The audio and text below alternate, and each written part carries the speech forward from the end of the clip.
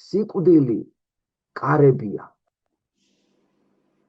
აი საფრთხო კარები აქვს, რომელითაც მთავრდება წუთი სოფელი და ამ კარებს რომ გაანგებ, შედიხარ მარადისობაში. მოდი ვთქვათ, ამის გარეშე მარადისობაში ვერავინ ვერ შედის. ეგრევე როგორ შეიძლება სიკვდილზე თქვა, რომ ცუდი კარებია. კარებია რა, დამთავრდა ერთი, იწყება სხვა, არაფერი საშიში აქ არ არის. გარდაუვალია ყველასთვის ეს კარები, რადგანაც ჩვენ წუთი სოფლის სტუმრები ვართ და წუთი სოფელი კი სიტყვას მეტყველებს, ძალიან სწრაფად დამთავრდება. მაგრამ მარადისობა, სადაც ამ კარებით გადავდივართ, არასდროს არ დამთავრდება. ამიტომ ძალიან მნიშვნელოვანია ეს კარი, იმიტომ რომ ამ კარით ჩვენ მარადისობაში შევდივართ. ეხლა მეორე, აი მე სულ ვამბობ ხოლმე, რომ ჩემმა მოძღვარმა როცა მითხრა პირველად, რომ თუ გიფიქრია შენ მარადისობაზე, აი სულის მარადიულობის თუ გწამსო, მოკლედ მითხრა. ხო და ბოლომდე არ ამეთქი უთხარი. ამიტომ მითხრა, რომ აი დაიმახსოვრეო, სანამ ამას ბოლომდე არ ირწმუნებ, ქრისტიანობაში ვერ შემოხვალ ბოლომდეო. აი იქნები სულ მერყევად, სულ გაურკვევლად, სულ კითხვის ნიშნებით. იმიტომ რომ ყველაზე მთავარი ქრისტიანობაში რომ წინსვლადაა წარმატებული სულ აქ გქონდესო, შეუნა მარადისობა ირწმუნო, ანუ სულის უკვდავებაო.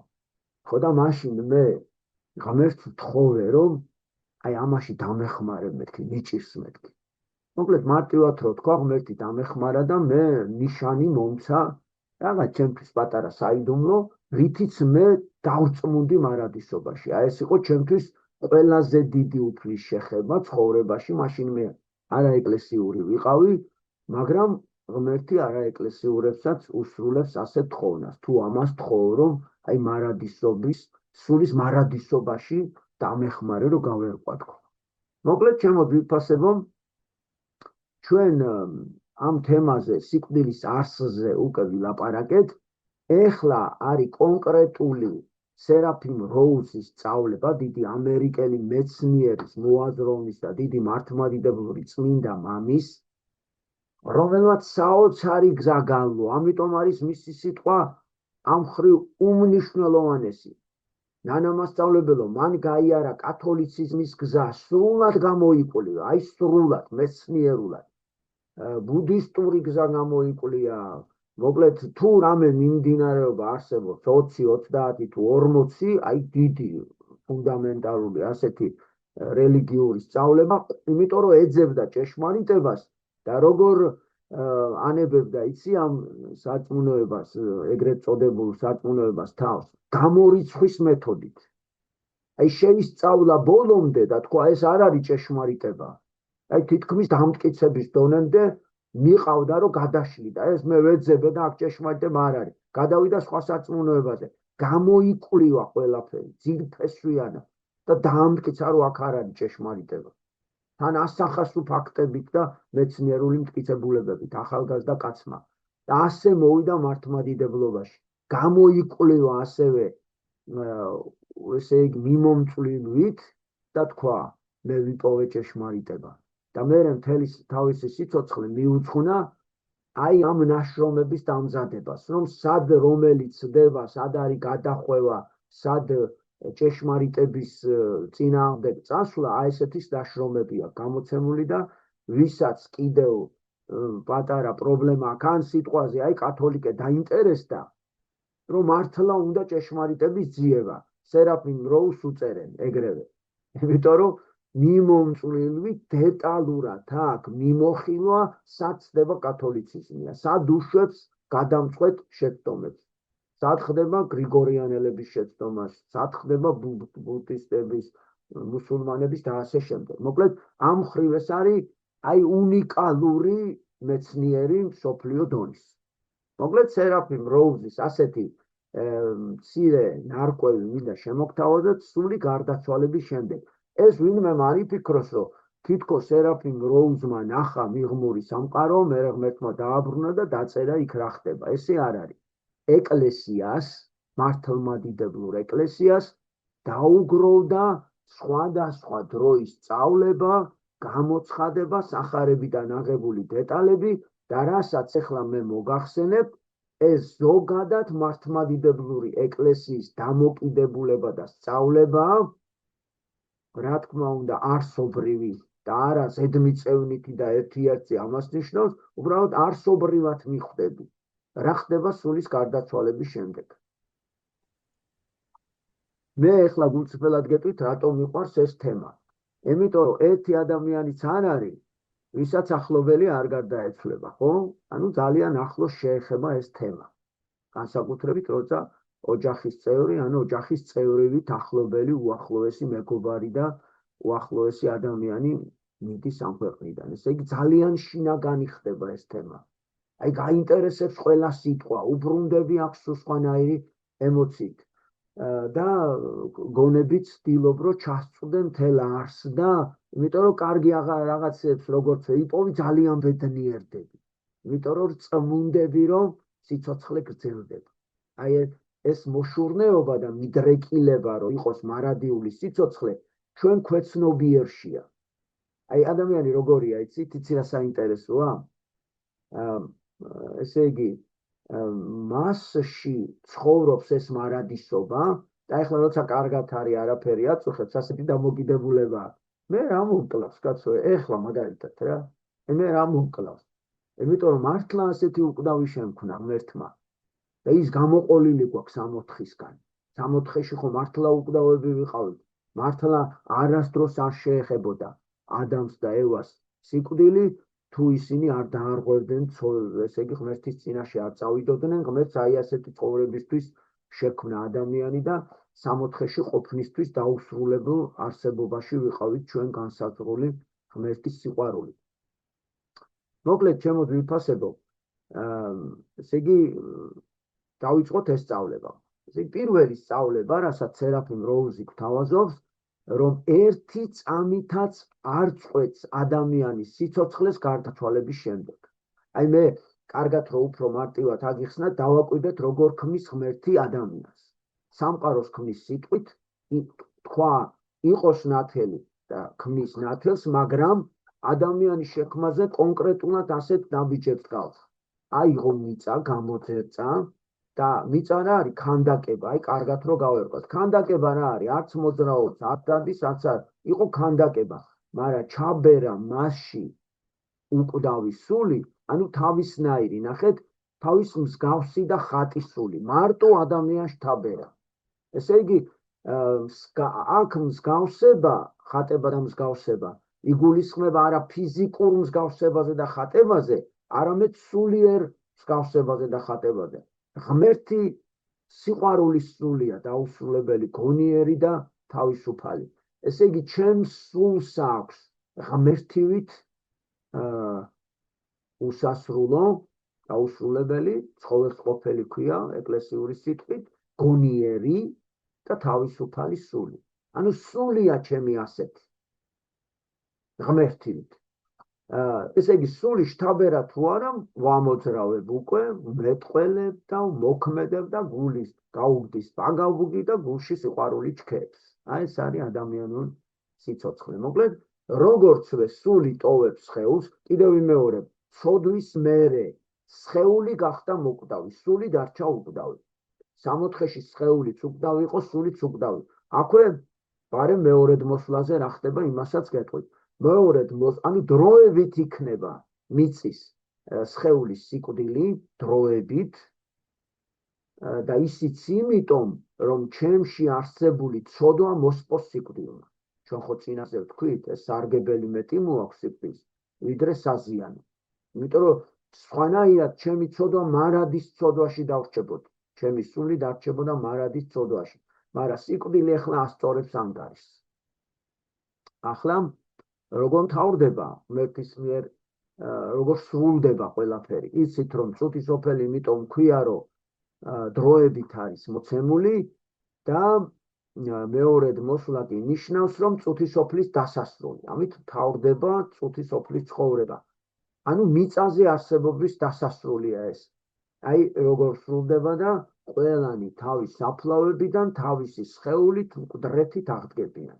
1 წლის ბავშვიც და 100 წლის მოხუციც. ყველა გახდება სიმბოლურად 33 წლის, ეს ნიშნავს, რომ მარადისობაში ასაკი აღარ არის. ყველას ცნობს და რაც მოაგროვე შენი სულის ესე იგი გრძნობებში, ის გაყვება მარადისობაში. კარგად გამიგეთ, გიყვარდა დილწი ცხოვრება და ღმერთის წინააღმდეგ ყოფნა და გინება და სიტყვაზე გარყვნილება, სულს მიყვება ეს თვისებები. და ასეთი აგრძელებს მარადისობაში.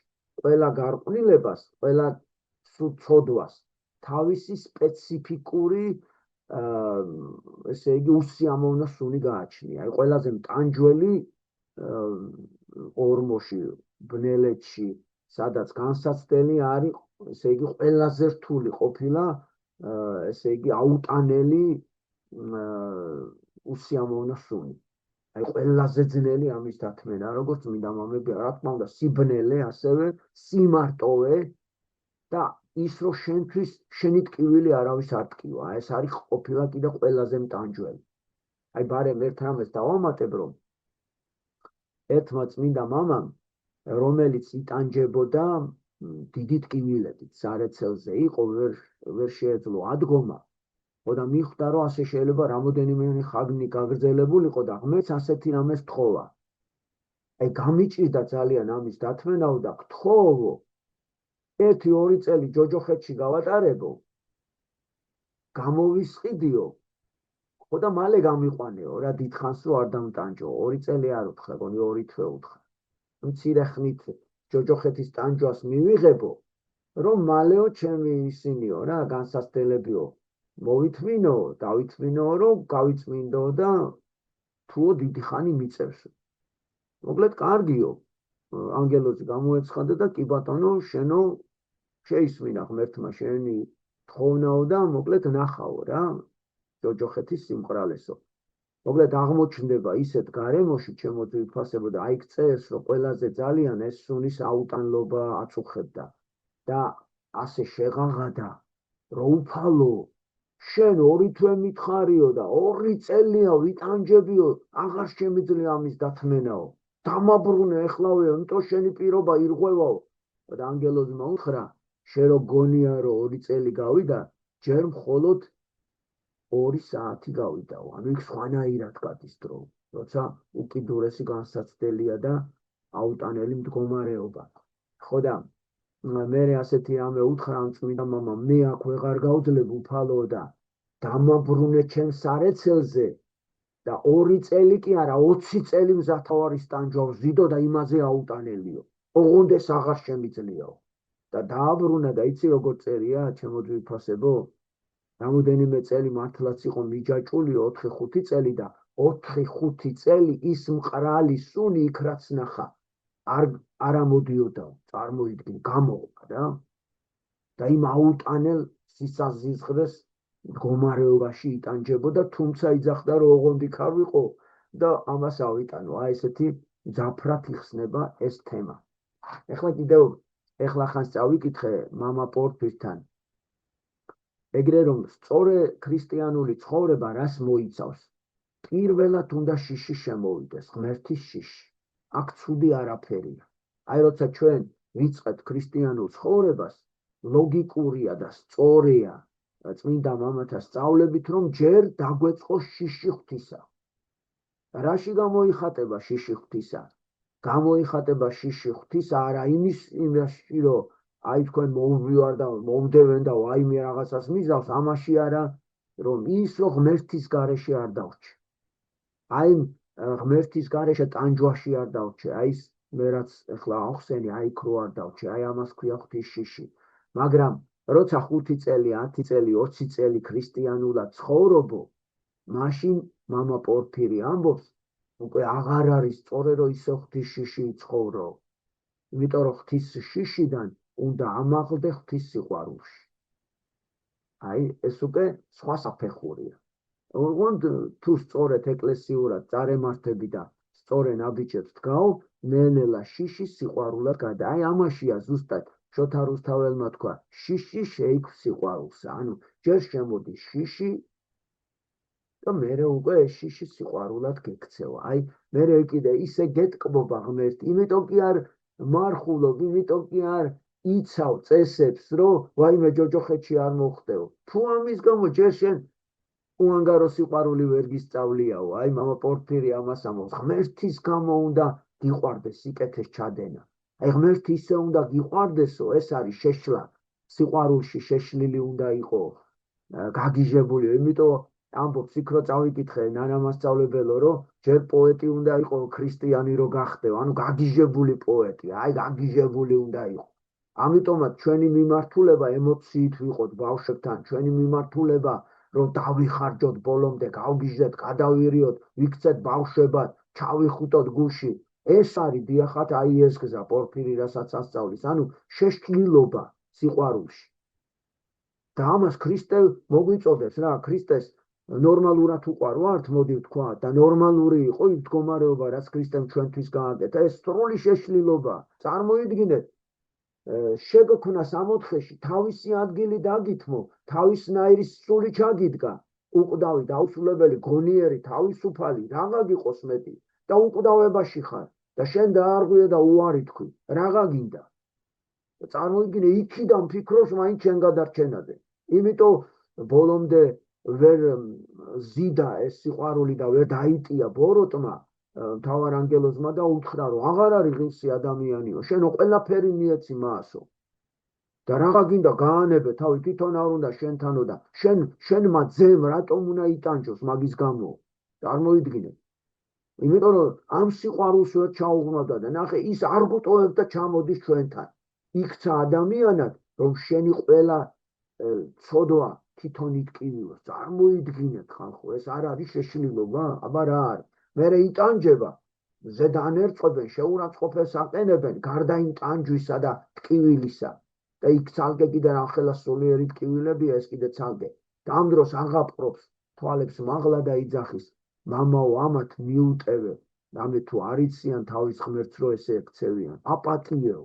ისევ ჩვენ სიყვარულით, აი არ არის მოავადე ჩვენი სიყვარულის. ამ დროს შეუძლია ერთი გაბრაზდეს და აიქუხოს და დაწყვიტოს ყველა ადგილზე. მაგრამ ჩვენ ვეღარ გადაგვიხარ. ამიტომ იმდენად უყვარვართ, რომ მზად არის ეს ტკივილი, ეს დამცირება, ბოლომდე ჩვენ გადასარჩენად თვითონ დაითმიოს. აი, სრული, მერე ამას კიდე თავი დავანებოთ. შეასრულა თავის მისია და წავიდა. წარმოიდგინეთ, დაგვიტოვა აქ 64 ჩამოგვიტანა. დაგვიტოვა ისეთი ეკლესია, სადაც თვითონ ყოფობს. ის 64 აქვე გვაქვს. წარმოიდგინეთ. და ყოველ წირვაზე შეგიძლია შენ მიიღო როგორც პური და ღვინო და შენში ნამდვილი ღმერთი შევიდეს, განხორციელდეს. 64-ში აღარ არის ზიარება, იცოდეთ. ანუ ეს ჩვენ რო ბრძოლაში ვართ, მებრძოლ ეკლესიაში, ჩვენს გამოუშვებთ, თორე ანგელოზები ვერ ეზიარებიან ღმერთს. ვერ ეზიარებიან კი არა ნანამასწავლებელო. ვერ უყურებენ თვალებში. აი ყველაზე მაღლა ხო თქვით, რომ სერაფიმები და ქერუბინები არიან. ზრწიან ღმერთის წინაშეო. ანუ ღმერთი ისეთი ნათელია, რომ წარმოიდგინე თვალებს ვერ უსწორებენ, ვერ ხედავენ, ისეთი სინათლეა. და შენ კიდე წარმოიდგინე, გეძლევა საშუალება, რომ შენში შემოვიდეს, არათუ დაინახოს, აი გიგრძნო, აი, იმიტომ რომ თუ ერთი განიწმიდა შენი გული და გონება გულში ჩავიდა, ჩაღრმავდა, პატარა ლოცვაზეც კი ცრემლები გდის ღმერთის სიყვარულზე, იმიტომ რომ შენთვის ისეთი შეშლილი სიყვარული ჩაიდინა. როგორ შეიძლება, რომ ოდნავი გაწმენდის შემდეგ შენ ღმერთის მადლიერებით ცრემლი არ მოგვადგეს და არ აგავსოს გულის სრული სიყვარულით და სრული მადლიერებით. მოკლედ მივყვეთ ახლა სწავლებას. ესე იგი, პირველი 2 დღე ასეა სწავლებაში სული თავისუფალია და ერთგვარი გამოსამშვიდებები პერიოდი ეძლევა. აი, პირველ რიგში ასე წერია, თუ 80 წელი ერთი და იგივე სხეულში გაატარა და აი გამოემშვიდობოს თავის სხეულს. ხო, პირველი მოდი ვთქვათ, ესე იგი რა ხდება? როგორც სხეულს დატოვებს, ჯერ ხედავს შენ მკვდარ სხეულს. და ფიქრობ, რომ აი, მე გონი მართლა მოუკვდია. ანუ ადამიანს თურმე ბოლო წამამდე ჯერა რომ არ მოკვდება, იმიტომ ხო გითხარით, ჩვენში უკვდავებაა შთათესილი თავიდანვე ღმერთის მიერ და ადამიანი აი როგორ არის, იცი, რაღაცნაირად გონია, რომ არასდროს არ მოკვდება. აი, ჩვენ გამოცდილებით ვიცით, რომ სხვები რო გარდაცვლილან, რომ შენც იგივე ბედი გევის, თორე ადამიანი რომ ცოცხალია ისეთია, რომ არა გონია, რომ მე არა კაცო, ეს ხებზია, რა თქვა მითორე, მე რა მოკლავს. ხო და აი პირველი და როგორც არ უნდა ცუდად იყოს და ბოლოს მაინც ეჭიდება სიცოცხლეს ადამიანი ასეთია, ებრძვის უნდა სიცოცხლე, იმიტომ რომ კარგია სიცოცხლე და შეგიძლია კიდე შეცვალო შენი მდგომარეობა. ხო და უყურეთ, როგორც ტოვებსო სულის სხეულსო, ხედავს თავის მიცვალებულ სხეულს და უკვე წმუნდება, რომ დასრულდა ყველაფერი. მაგრამ მე ცოტა პოეტურად მოვყვები, ვიღაცა ძალიან ნაზად შეგეხება უკნიდან და ვაიმე, ეს ვინ არის? მოტრიალდები და ლამაზი კეთილშობილი მომღიმარი შენი ანგელოზი, რომელიც ჩვენ ნათლობის დღეს ღმერთმა მოგვივლინა. ძალიან საყვარელი. ნინო ვიცი რომ ჩაეხუტება ეგრევე, მეც ალბათ ჩავეხუტები, ასე მგონია. ხო და მე ბავშვებს ესე უყვები ხოლმე. ვაიმე, შეიძლება ჩაგეხო, ვინ ახარ? ეტყვი, მე შენი ანგელოზი ვარ. ეტყვის, ჩემო საყვარელო, ნუ გეშინია. ხო ხედავ, სიცოცხლე უკვდავია. აი რო გეუბნებო და ეკლესია უკვდავია, აი შენ დარწმუნდია. და უცბად აღმოაჩენ, კაცო, არა, თუ გარდავიცვალე და მოვკვდე, ვიღავ ვარ, აბა. ვიღავ ხედავ ამას. აი ესეთი ვარიანტია და მე უკვე ანგელოზი გეუბნება, რომ შენ მარადიული სიცოცხლეა, ჯერ ახლა იწყება ყველაფერი, ნუ გეშინია, ყველაფერი კარგად არის, დაგამშვიდებ, დაგაწნარებ და მე ალბათ ეთქვი, რომ თუ შეიძლება რომ ჩაგეხუტო.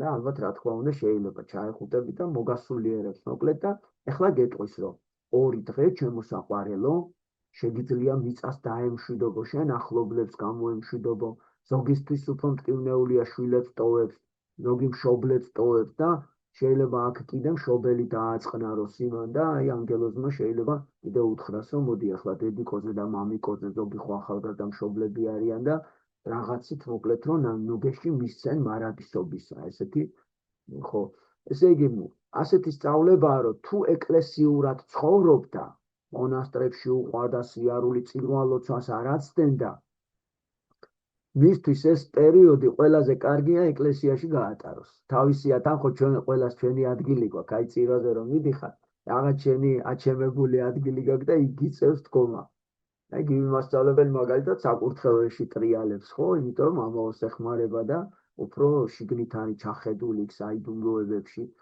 მე მიყვარს მაგალითად ქრისტეს ხატი სადაც არის მარჯვნივ დგომა და წინ დგომა აი პატარა ბავშვით თუ წინ დგები ხოლმე პატარა ბავშვებთან ხო ეს ჩემი მოსწავლეებიც ადვილად პოულობენ ხოლმე და თან მე რატო ვაკეთებ ამას რომ უკან რო დგები ბევრს ხედავ და რამდენი მოძრაობს თვალი ისეთია რომ ხედავ რომ ის გამოძრავდა ის ნეტარა და შეიძლება ფიქრები შემოვიდეს ის წავიდა ის რატო გამოვიდა ის რატო წირო ხარ მატოხაც ხედავ და ხედავ კიდე სტიქაროსნებს მოძღვრებს მედავითნებს და რაღაცა და ჩემი აზრით უფრო ალბათ ყურადღებით რო იყო და არ გაგეფანტოს გუნება ყოველ შემთხვევაში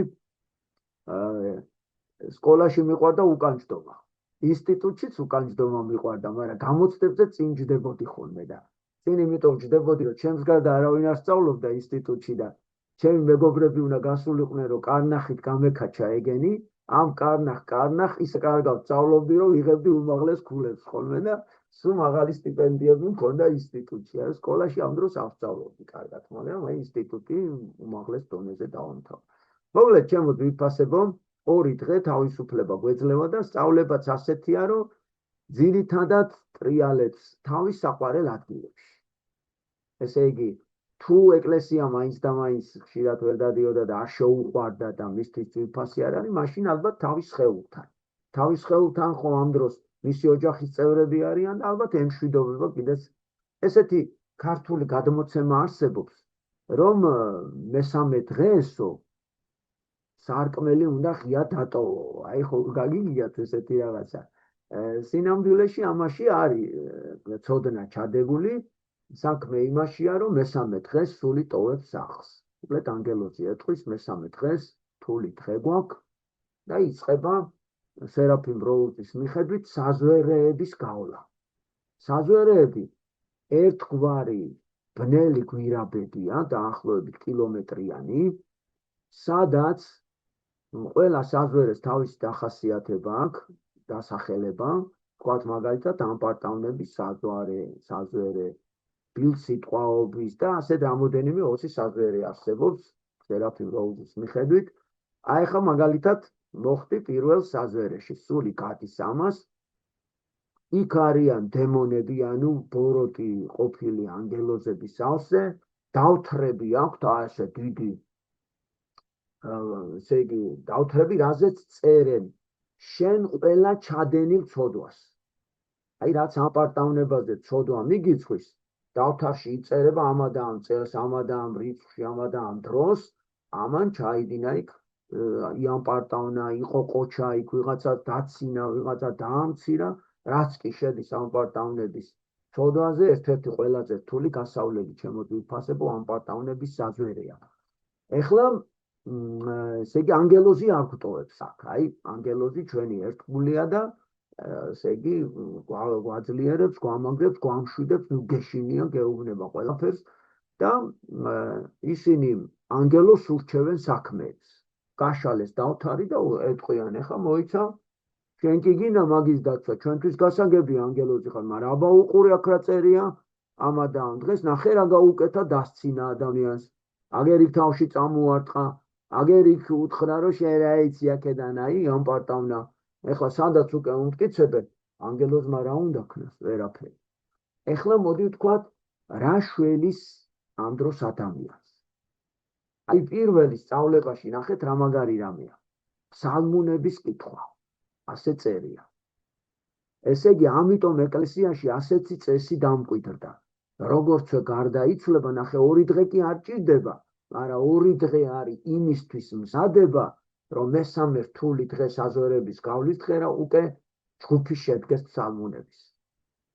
ანუ 2 დღე მოსამზადებელია ერთგვარი ოჯახისთვის, მოაწესრიგონ გონი ფიზიკურათაც რაღაცები ეკლესიაში დაალაგონ, მოძღვარს შეუთანხმდნენ დღეებზე და რაღაცა და მესამე დღე, ეხლა წარმოიდგინოთ 20 კანონი არსებობს, სულ 150 ფსალმუნია, ეს ფსალმუნების შექმნა მეფე დავითმა და მეფსალმუნე მეფე ქვია იერუსალიმის მეფემ, დიდმა, ერთ-ერთმა ყველაზე დიდმა მეფემ მსოფლიოში.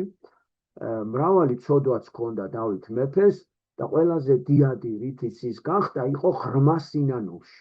და ფსალმუნების უმეტესობა არის სინანულის წიაღში ცრემლით დაწერილი. ანუ ფსალმუნებს ერთგვარი გოდებაც კი ქვია, აი ღაღადება და სინანულის გოდება და ტირილია ფაქტობრივად. ამიტომ ამ დროს ყველაზე მეტად მიცვალებული სულს ჭირდება სინანულის ლოცვები. ეგრე რომ 20 კანონია, ანუ 20 კაცია საჭირო, რომ შედგეს ფსალმუნების ჯგუფი. ახლა რა ევალებათ ამ დღის განმავლობაში, აი მაგალითად რა ითვლება დღის განმავლობაში, ადექი დილით ხო 9 საათზე, ადექი თუ 6 საათზე, არა აქვს მნიშვნელობა, უკვე შეგიძლია წაკითხვა და ღამის 12 საათამდე უნდა წაუკითხო ერთი კანონი. ამ კანონში მოხსენება ასე ხდება, არის წესი, იქ როგორც უნდა წაიკითხოს, მაგრამ ყველაზე მთავარი სიტყვები რა არის, შეგიძლია შენითაც თქვა, რომ ესე იგი უფალო აპატიე ცოდვანი ამა და ამ ადამიანს, ნეფსითნი და უნებლიეთი და დაუმკვიდრე ადგილნი, სადაც მართალნი განისვენებენ. ამუ 64-ში რომ სასუფეველოში მოხდეს. აი ამას თქო უფალს. აპატიოს ცოდვები და ეხლა უყურეთ როგორი გადამოცემა უწერია სერაფიმ როუს, რომ თურმე როგორც 20 კანონიანი ჯგუფი შეიქმნა ფსალმუნების, უფალი ზეციდან დასახმარებლად საზვერეებში გზავნის ფსალმუნის ანგელოზებს დასახმარებლად. წარმოიდგინეთო, რომ ფრინავ ცოცხებზე დასხდებიან ესენიო და გამოეხანებიან შენთან აეს. და ამ კანონების კითხვა რას ნიშნავს, იცი? შედიან ეს ანგელოზები საზვერეში და ასე ცოცხავენ, აი, თაებრივი სინანულის ცოცხებით აფრთხობენ დემონებს, რომელიც შენ შეშინებას ცდილობენ, გეტყვიან, გემუქრებიან, გაგწეწავენ, ჩვენი ხარ, ვერცად ვერ გაგვექცევი, ესეთი დაშინებებია საზიცხარი. ხო და ესე იგი ამხელა შვება, როცა ეს ანგელოზები შემოვლენ და შენი ანგელოზისთვისაც რა ბედნიერებაა, რომ მარტო აღარ არის სხვა ანგელოზებიც გაჩნდებიან შენ დასახმარებლად. ანუ მოდი დავიმახსოვროთ ესა, რომ მე აი ცხოვრებაში გეტყვით გულწრფელად, დღეს ყველაზე მნიშვნელოვნად ჩემ ცხოვრებას, რასაც უწესებ, მიცვალებულისთვის ლოცვა. ასე მგონია, რომ ამაზე დიდს ვერავის ვერაფერს ვერ გაუკეთებ. ამიტომ არასდროს არ წყინდება, ბეზრდება და მეზარება ეს საქმე, იმიტომ რომ დარწმუნებით ვიცი, რომ ამაზე დიდი სისათუთე, ამაზე დიდი ქრისტეს სიყვარული, ამაზე უანგარობა არაფერი არ არის. თან იმას შენ წუთი სოფელში ვეღარ შეხვდები. ყველა წყარედიც კი გეთვლება უანგარო ქრისტეს მსახურებაში. არის განსაწმენდელი საოცარი. აი უნიკალური რამე. ხო, მოდი ერთი რაღაცას ვთქვათ, ძალუნებზე მაღალი რამეც არსებობს, ეს არის შეკვეთილი ლიტურგია. ლიტურგია ზოგადად არის წირვა ლოცვა, ანუ ეკლესიაში უკვეთავ იმ ადამიანისთვის მსახურებას. ანუ ნახეთ სიტყვაზე, რუსთავის სიონში არ ტარდება წირვა, მაგრამ მესამე დღე არის ჩვენი გარდაცვლილი ვიღაც მეგობრის, მე მივედი მამაოს დაველაპარაკე და ვთხოვე, რომ თუ შეიძლება მე მინდა შეკვეთილი გადაუხადო აი ჩემ გარდაცვლილ მეგობარს. მესამე დღე ხო ვთქვით, რთულია. ამიტომ სასურველია მესამე დღე, იმიტომ რომ ძალუნებზე დიდია შეკვეთილი მსახურება. შეკვეთილი მსახურება ჩვეულებრივი წირილისგან ოდღნავ განსხვავებული მსახურებაა. იმიტომ რომ პირადად ანუ რაღაც სხვა წესები იკითხება, დამატებითი სინანულის კანონები, მას საგანგებოდ ეკითხება და წარმოიდგინეთ, იქ შენი მიცვალებულის გარდა კიდე შეიძლება უამრავი სხვა მიცვალებულიც მოიხსენონ და ყველას მასპინძელი ის ადამიანია, ვისთვისაც შენ შეკვეთილი დააყენე. აი ახლა მე სულ პირველად ჩემი მეუღლე რო გარდაიცვალა, მამა ილიას გაუჩნდა ასეთი აზრი, რომ მეო მინდაო, რომ ხათუნა მამა ილიას ბავშვის ნათლია იყო და 7 შეკვეთილი მინდა, რომ მე პირადად ჩაუტარო. აქედან გავიგე მე პირველად ეს რა იყო. და წარმოიდგინეთ, ახლა მამაო რო ხათუნასთვის ლოცულობდა, არ ჩავიდოდი მე და ჩავდიოდი იქა. ხო და ყველა სახელს ჩამოთვლი და მიცვალებულების ერთი რა ვიცი რამოდენიმე და სულ ბოლოს ახსენებდა ხათუნას და ეთყობა მე რო არ ვწყენოდა ბოლოს ქადაგებაზე თქვა მამა ილიამ, რომ მეო ხათუნასო საგანგებოდ ბოლოს იმიტომ ვაცხადებო, რომ წარმოიდგინეთო, რომ თქვათ გაიშალა იქ სუფრაო, სადაც ჩვენი ლოცვებით დაპურდა იქ სულებიო რა და სუფრის მასპინძელი ხათუნა არის. აი ყველა დაილოცა, ყველა იხსენა და სულ ბოლოს ეს მადლი, ამდენი ადამიანის მადლი ხათუნასთან მივიდაო. და აუ როგორ გავბედნიერი, წარმოიდგინეთ, იმის შემდეგ ისეთი ბედნიერი ვიყავი, რაც შეიძლება მეტი ადამიანი რო ახსენოს. ეხლა რა მინდა რომ გითხრათ, ზოგმა ასეთი შეკვეთილი იცის. მივლენ და ეტყვის, რომ მარტო ეს ადამიანი ახსენეო, მოძღვრებს ეუნებიან. აი რა მოძღვრები რამოდენიმეჯერ წააწყდნენ ამას. ხო და მე ერთხელ მამა ბესარიონმა იქადაგა ქადაგებაზე, რომ ჩემო ძვირფასებო, ამას ფასი აღარ აქვს. იმიტომ რომ თქვენ რა გინდათ, ეს მარტო ეგ ცხონდეს? და თან მეორე ნახეთ მამაპაის რა კარგი სწავლება აქვს. მატარებელი დაიძრა უკვე და მატარებელმა უნდა ჩვენი ლოცვის მატარებელმა იქ უნდა წყალობა მიიტანოს ჩვენი მიცვალებულებისთვის. და მატარებელში ერთი ადამიანი ჩაჯდება, თუ 100 ადამიანი, მატარებლისთვის მნიშვნელობა არ აქვს, ხო, მაინც უნდა გადაადგილდეს და მივიდნენ. ამიტომ შენი ხო ჩაჯდა და ახსენე სხვა ჩასვის სხვააცო. აი ნახეთ რა, ესე გონიერი ადამიანი რაც შეიძლება ბევრ ადამიანს ახსენებთ და რა თქმა უნდა პირველ კი ბატონო დაწერეთ თქვენი, იმიტომ რომ ჯერ 40 ვისაც არ გასვლია, იმას უფრო უნდა ხსენება და პირველად ჯერ ესე იგი ვახსენებთ ახლად შესვენებული ქვია ასეთ ადამიანებს. ახლად შესვენებული. მოკლედ კიდევ ერთი შვება არსებობს, ხო, ეხლა კარგი რა არის და აი ვთქვათ ჯავაბარეთ ახსარებ. აი სიტყვაზე ვთქვათ ამიგროვდა 1500 ამ პარტავნების ცოდვა ცხოვრების განმავლობაში. 1500-ზე პასუხი უნდა ვაკო. მაგრამ თუ 1499 ჩავაბარე ახსარებაში, დაოთრებში წაშლილია ყველაფერი, წარმოიდგინე. ანუ ახსარებაზე ჩაბარებულ ცოდაზე პასუხს აღარ ვაგებ.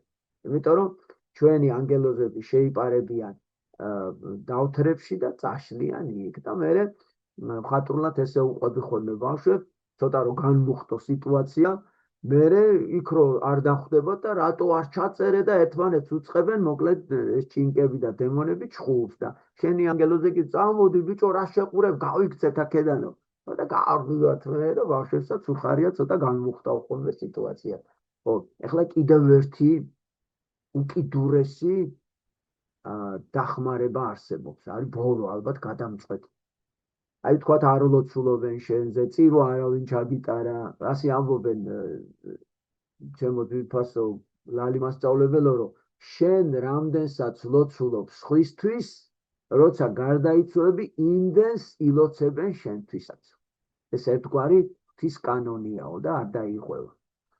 ეგრე რომ თქვენ შეეცადეთ, რომ აი ამაში გამოიჩინოთ გულმოდგინება და ღვთის წინაშე ეს არის ძალიან დიდი, ესე იგი, სულიერი სათნოება. დარჩა ბოლო მომენტი, მოკლედ არ ლოცულებენ, ახსარებები არა გაქვს ჩაბარებული, ან მოგერი და ვერ თქვი, ან რაღაცა და ბოლო მომენტიღა გაქვს. ანგელოზი არ გტოვებს და ეხლა რა აქვს ანგელოს? ანგელოს ერთი ტომარა აქვს, რომელიც ესე მხარზე აქვს მოგდებული და როცა შენ სიკეთეს ჩაიდენ, ოღონდ უანგარო. აი მაგალითად დაეხმარე ვიღაცას, ხო? ან ლუგეში უთხარი, ან ვენახში მოეხმარე, ან ჩხუბში მარტო არ გაყევი და შენც კარგად მოგატყეს 1-2, მოკლედ ადამიანს დაეხმარე. სიკეთის ხუმბარა გადაეცა ანგელოს და ჩადო თავის ტომარაში. ეს შენს დასახმარებელი ტომარაა. მაგრამ უყურეთ, თუ წამოვედი მე სახში და ბავშვებს უყვები ხოლმე და მე მამიკო იცი მე სიკეთე გავაკეთე, აი ფული რო დამჩაიქავდექი და მათხოვარს მივეცი. აუ შენ გენაცვალე და თან თუ კაცები ქეიფობენ, წარმოიდგინე შეიძლება სადღეგრძელოც ვიდალიონ, აი სიკეთის, აი მოდი აქ ჩემთან ეტყვიან და გამოაცხადებენ და იქ გაგიქრა ყუმბარა. რო იტყვი რატომ ეხო ეს სიკეთე გავაკეთე, რამ იქ გაგიმარტავენ, ჩემო საყვარელო, შენ მაგ სიკეთეზე წუთი სოფელში მადლობა გითხრეს, გახსოვს რო დაგლოცეს? აი შენ ესე იგი მიიღე უკვე მადლობა. თუ მადლობა მიიღე, აქ მხოლოდ უანგაროდ ჩადენილი სიკეთეები მოდის ჩვენამდე. ამიტომ აი ბავშვებსაც უნდა ვასწავლოთ, რომ ყველაზე დიდი დახმარება ჩვენ გვწირდება იმ 40 დღის განმავლობაში და ყველაზე მეტად ჩვენ ანგელოს წაადგება ჩვენი სიკეთის ხუმბარები, ჩვენ რო დაგვიცვას ბოროტი ძალისგან. ამიტომ შევეცადოთ, რომ აი როცა სიკეთეს გავაკეთებ, ბოროტმა როგორ იცის სიფცი სამნაირად ებრძვის ადამიანს. პირველი, ჯერო ცუდი აზრები მოგაყაროს, რომ კარგი აზრი არ მოგივიდეს. ან კარგი აზრი რომ დაიკარგოს იმდენ ცუდ აზრებში. მეორე, თუ მაინც და მაინც გადაწყვიტე და კაი აზრი მოგივიდა და გადაწყვიტე მისი შესრულება, ეხლა ყველანაირად გებრძვის, რომ არ განახორციელო, რომ დაგეზაროს, რომ დაგავიწყდეს, ან რაღაც სხვაგან წაგიყვანოს, უკეთესი რამე შემოგთავაზოს, მაგრამ შენ თუ მაინც განახორციელე, მერე მოიკრებ თელს ძალასო და ყველაზე საშიში ბოროტი ამ დროს ყოფილა. უკვე რას გეუნება, იცი ყუში ბიჭო, შენ ნამდვილი გმირი ხარ. რა კეთილი ხარ, აუ, შენს ადგილზე მე ახლა ცოტა გავსწორდებოდი შენ, იმიტომ რომ ნამდვილად სასწაული მოახდინე, როგორ გაიმეტე ეს ფული. შენ ვინ ყოფილ ხარ, შენ? ხო და ანუ თუ დაგაჯერა, რომ ეს მართლა შენ გააკეთე, წაგეშალა ყველაფერი. ამას იცი როგორ ჯობიაო? ჯობია სულ არ გქონდეს სიკეთე, ვიდრე გააკეთო და გეგონოს რა კარგად მოვიქეციო. ამას ამპარტავნების ცოდვა ქვია, რომელიც ჯობია რომ არ მქონდეს სიკეთე და მეგონოს რა ცოდვილი ვარ, ერთი სიკეთეც არ ჩამიდენია, ესეთი განწყობა ჯობია, ვიდრე რა მე როგორი კეთილი ვარ, აი ნახე ის რასაგავს, მე კიდე იმასთან შედარებით როგორი კეთილი ვარ, აი თუ ესე დაგეწყო, ან თუ გონია რომ შენით რაღაცა გააკეთე. ხო, ყველაფერი წყალში ჩაყრილი გაქვს, კიდევ მეორე მაგას ჯობია სულ არაფერი გაგეკეთებინოს და ფიქრობდე რომ აბა მე არც ლოცვა შემიძლია არც იკეთე ღმერთო რა მეშველება რამე იქნება ილოცონ მაინც ჩემზე ადამიანებმა რომ რაღაცა მეშველებს მოკლედ ამას სიკეთის ყუმბარა დავარქვათ სიკეთის ყუმბარა კიდე კაი მოსაყოლია მოკლედ უკიდურესად უფრთხილდება რა ჩვენი ანგელოზი მაგრამ თუ დაატყო არაფრის შანსი აღარ გაქვს და უკვე წეწავენ და გამგლიჯეს და მიმაქანებენ ხო და უკვე თუდათაა ჩემი საქმე ჩაყოს ხელს რომ ანგელოზმა იცის რამდენია ეს ანგელოზო გამოიზოგოს რა ბოლომდე გეყოს და გადააგდებს ეს აფეთქებს მარტო ბორო დემონებს და შემთიც ვერავინ და გაიქცე თუნდაც ჩქარჩქარა ამ ესე იგი გვირაბიდან თავს უშველოდ სერაფიმ როუზის მიხედვით ერთ დღეში უნდა გავიაროთ 20-ვე საზვერი ზოგიერთი მამა ასე ასწავლის რომ საზვერების გავლა ალბათ 40 დღე გრძელდება არსი უცვლელია ჩვენთვის ერთი დღეა თუ ერთი საათია თუ 40 დღეა მაინც უნდა გავიაროთ და რაც მოვიმკეთ რაც დავთესეთ იმას მოვიმკეთ მოკლედ არსი არ იცვლება მე ხო სერაფიმ როუზი თავხსნი და ვიტყვი რომ სერაფიმ როუზს უწერია ერთ დღეში უნდა გავიაროთ 20-ვე საზვერი მოკლედ გავიარეთ ღმერთმა ქნას 20-ვე საზვერე და ამოვისუნთქეთ და გილოცავს ახლა შენი ანგელოზი გადავრჩით ახლა პატარა შვება გვექნება ჩემო საყვარელო კაი ამბავი მაქვს შენთან რა ხდება ცათა სასუფეველის მოგზაურობა იწყება ანუ მე-4 მე-5 მე-6 მე-7 მე-8 დღე 5 დღე მოგზაურობთ ცათა სასუფეველში ახლა ცათა სასუფეველი და 64 არსობრივად ერთია უბრალოდ ჯერ ცათა სასუფეველია მარტო 64-ის კარები ჯერ დაკეტილია აი 64-ის კარები გაიღება მეორედ მოსვლის დროს როცა ჩვენ სხეულით შეგვიერთდება სულიერ ჩვენ სიხარულს დაემატება სხეულებრივი სიხარული და ბედნიერება და სხეულითა და სულით შევდივართ 64-ში ისეთები როგორიც იყო ადამი ანუ ვიბრუნებთ დაკარგულ 64-ს აი ამას ქვია მეორედ მოსვლა ხო და მანამდე ახლა თქვენ იცით რომ ჯერ ხვდებიან მართალი სულები ცათა სასუფეველში ანუ ეს არის ერთგვარი ბედნიერების მოსაცდელი ოღონდ იქ ყველა ბედნიერია და კარგად არის უკვე იციან რომ ისინი 64-ში მოხვდებიან თუმცა ელოდებიან მეორედ მოსვლას რომ სხეულითაც შეიმოსონ თავისი სხეულით და ესე შეიხსნას 64-ის კარიბჭე თუმცა სახარებაშიც და წმინდა მამათა წერილებში ცათა სასუფეველი სადაც იხმარება იგივე მნიშვნელობით და არსით 64-ს იხმარება ანუ არსობრივად ცათა სასუფეველი და 64 ერთი და იგივე ანუ გამართლებული სულები დებიან იქ მოკლედ ეს რა თქმა უნდა შვება იქ ჩვენ ჩემო ძვირფასებო ყველა ჩვენ ახლობლებს ვიცნობთ აი ეგ არის ძალიან საი აი მაგალითად პაპაჩემს ერქვა ლექსო გელაშვილი და პაპაჩემის მამას არც კი ვიცი რა ერქვა ხო და იმასაც შევხვდები და ისიც ვიცნობს და მეც ვიცნობ იმის პაპის პაპასაც შევხვდები და ისაც ლექსო მომმართავს და მეც სახელით მიმართავ ანუ იქ ყველას ცნობს განსაკუთრებით ჩინაურები და ახლობლები აი ესეთი საინტერესო შეხვედრაა და ყველაზე მაგარი რა არიცი დაინახავ შენები რო კარგად არიან იქ და რა ბედნიერება ხო და წარმოიდგინეთ ახლა ბედნიერების საზღვარი არ იქნება შენი მრევლს რო დაინახავ აი სიტყვაზე შენი სამრევლოდან ერთად რო იდექით წივას ხო და მესამე დღეს რო ნახავ რო ისინი ბრწყინავენ იქ ანუ შენც ეს გელის ვინაიდან გვერდ იდექით რა და ასრულებდით ერთად ეკლესიურ კანონებს აი ეს არის სხვა სიხარული ბოროს ჩემო ძვირფასებო მე-9 დღეს ისევ ჭირდება ადამიანს დახმარება ეხლა უყურეთ სწავლებების წიგნში უმეტესად მე-3 დღეს მე-9 დღეს მე-40 დღეს სწავლებების წიგნში წერია პანაშვიდები მაგრამ აი ჩვენ ასე ვფიქრობთ აი თამარ-დედაც მეთანხმება ვიადიც ამაში ჩოხოსნები რომ კაცო თუ წირვა-ლოცვა მეტია პანაშვიდია, პანაშვიდი იცით თქვენ რაც არის. მიცვალებულთა საკითხავი ლოცვაა დასახმარებელი.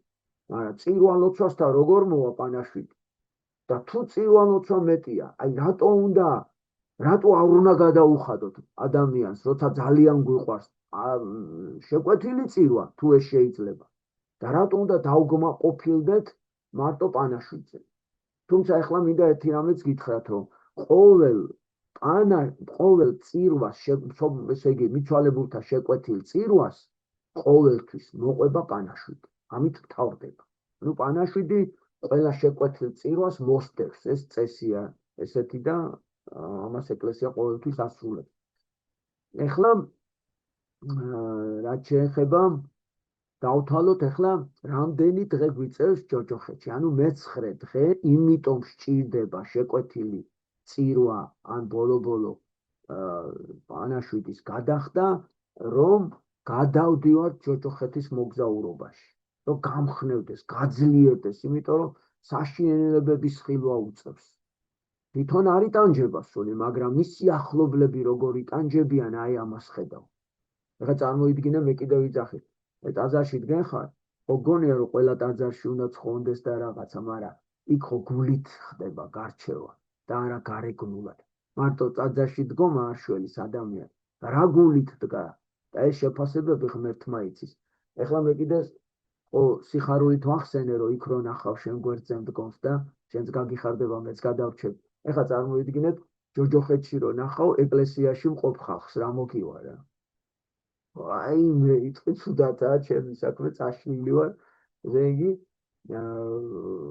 ეს დაგიმძიმდება, რა თქმა უნდა, მდგომარეო. აი ვინც გონია რომ ეს უნდა ცხონდეს, დადიოდა ტაძარში, ხო? მაგრამ გულის შეფასებაა კიდევ მეორები მთავარი. და შენ იმ ადამიანს დაინახავ ჯოჯოხ ეპისკოპოსს რო დაინახავ, რა მოგივა. და ბარემ აქავე გეტყვით, ჩემო ძვირფასებო, ანდრია სალოსი ერთ-ერთი ყველაზე დიდი სალოსია, მსოფლიო მოღვაწე. სალოსობა ხო იცით, ქრისტესთვის რო იგიჟიანებ თავს, ვითომ გიჟირო ხარ, რა რო სიმდაბლეში ხარ და ყველა დაქცინის და ყველა გამასხარავ. ანდრია იყო ყველაზე დიდი ასეთი სალოსი და მოკლედ იმდენად დიდი იყო, რომ უფალს თხოვა, რომ ჯოჯოხეთი და 64 მაჩვენეო. დააჩვენა უფალმა, იმდენად დიდი იყო, უარს ვერ გეტყვიო, შენო ისეთი ხარო, ღმერთმა უთხრა და აჩვენა. და რა დაწერა, იცით? ყველაზე ძალიან რა გამიკვირდაო. ვისაც ველოდი ჯოჯოხეთში არ დამხვდა ისო. და ვისაც ველოდი 64-ში ისინი არ დამხვდნენო და ყველაზე დიდი ტანჯვით მღვდელმსახურები იტანჯებოდნენ ჯოჯოხეთშიო. აი ეს უწერია. მღვდელმსახურე, ანუ იერარქებიო, ანუ ეპისკოპოსები და პატრიარქები და ის, ანუ ვინც მთელი გულით არ ემსახურება ქრისტეს, განსაკუთრებით მოძღვრებზეა ლაპარაკი. უმძიმესი საჭელი. იმიტომ რომ წარმოიდგინეთ, ღმერთი თავის ძალას გაძლეს, აი, ხელში გაქვს ქრისტეს ძალა. და რაში გამოიყენე? ბიზნესში? რაში გამოიყენე? იმაში, რომ გასწორებული და იამპარტავნო და იქ ვიღაცებს უთხრა, მოდი აქა და მიდი აქ. აი, ამიტომ, ესე იგი, იქნება მძაფრი, ესე იგი, ოთხოვნა ასეთ ადამიანებზე. თუმცა უნდა გითხრათ, რომ ცხონების საკითხი არის საიდუმლო. საიდუმლო რას ნიშნავს? არ ვიცით ვინსად მოხდა. აი ესე დაშვება არ არის სწორი, რომ ეს იმდენად კარგად ცხოვრობდა, იმდენი სიკეთე ჰქონდა, ამას რა თქმა უნდა დახმარება, ეგ 64-ში იქნება, არასწორი აზროვნება. ჩვენ რა ვიცით გულში რა იყო დაფარული. ჩვენ რა ვიცით იქ რა არის.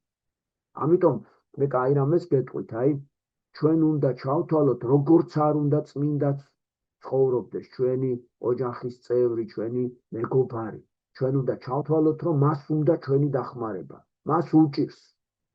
და გავიჭიროთ ჩვენც ბოლომდე მისთვის, თუ მართლა გვიყვარს.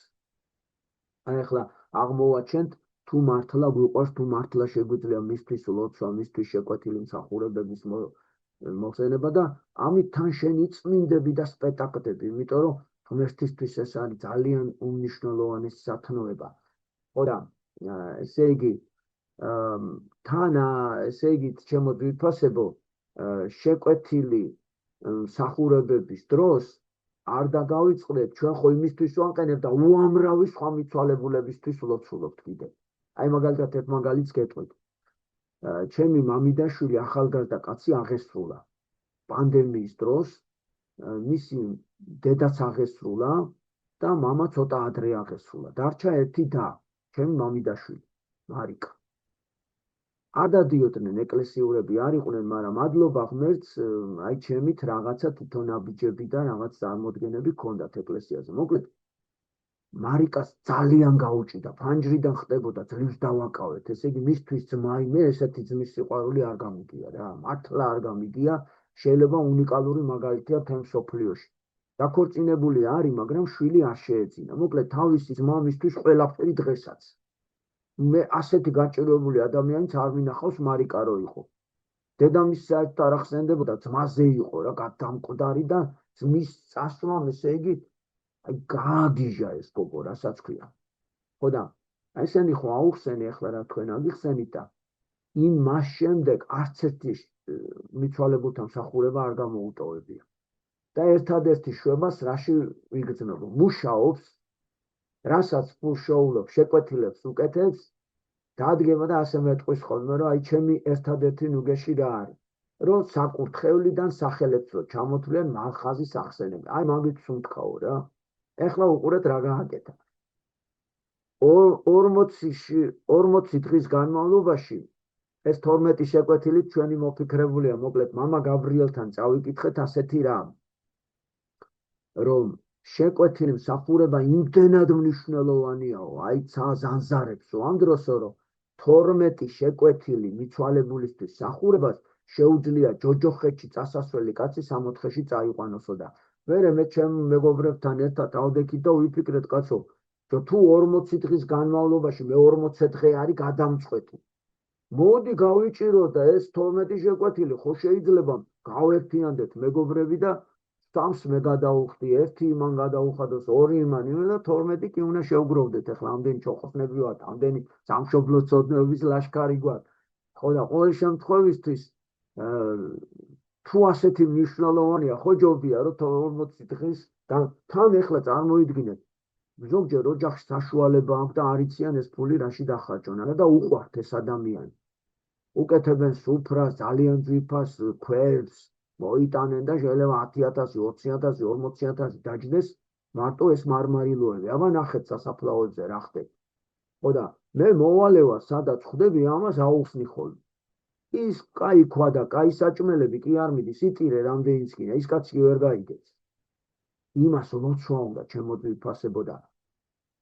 აი მე-40 დღე ყველაზე მნიშვნელოვანია ადამიანის ცხოვრებაში. გარდაცვალებიდან მე-40 დღე რატო უნდა წარსდგე იმის წინაშე, ვინც სამყარო შექმნა, ვინც შენ უკვდავისწული გაჩუქა, ვინც შენი ცოდვები ჯვარზე დაითმინა, ვინც შენ ეკლესია შეგიქმნა, ვინც ყოველ წირვაზე ზარებს გირეკავს და გიხმობს მოდი ჩემთან, ვინც პურა და ღვინოთ იქცევა წირვაზე, რომ შენში შემოვიდეს ცოცხალი ღმერთი და მოგიტანოს მშვიდობა, მოგიტანოს სიყვარული, მოგიტანოს ნუგეში, მოგიტანოს სასუფეველი. აი უყურეთ რა მარტივად არის. თუ შენ გულდასმით ქრისტიანულ საიდუმლოებებს ბოლომდე შეასრულებ, ეს რა პროცესია იცით?